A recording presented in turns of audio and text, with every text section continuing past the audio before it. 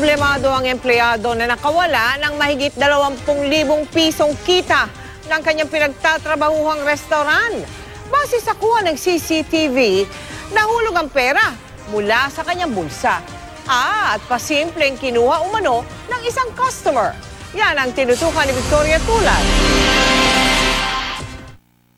Habang abala sa pagsisilbi sa mga customer noong linggo, hindi na malaya ni Alaysa Ignacio na nawala na pala ang 26,000 pesos na kita ng kanilang restaurant sa Pasig. Saktong packet na po sana ako sa taas namin sa office para ilagay yung pera. May tumawag po sa akin customer.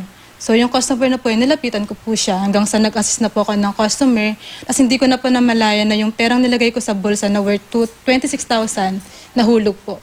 Ang pinagsususpetsahan nilang kumuha ang customer na ito na nakaputing t-shirt at asul na shorts. Kita sa CCTV na lumapit kay Ignacio ang lalaki. Sabi ni Ignacio na mga oras na iyon ay nahulog na ang pera na nakalagay sa plastic.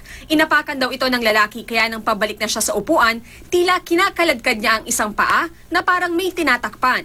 Maya-maya pa, may dinampot siya sa sahig at nakangiting naglakad papunta sa mga kasama. Para maitago raw ang pera, tinakpan ito ng lalaki ng papel. Pagkatapos lang ng ilang segundo, hiniram niya ang jacket ng kasama at may inilagay sa bulsa nito. Huli na raw nang nalaman ni Ignacio na nawawala ang pera dahil nakaalis na ang grupo.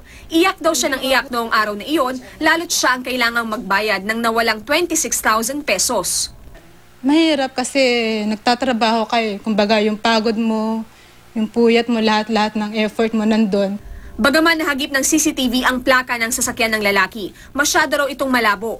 Ipinablotter na raw sa barangay ang insidente. Diyos nang bahala po sa kanya kung ano po yung susukli doon sa ginawa niya.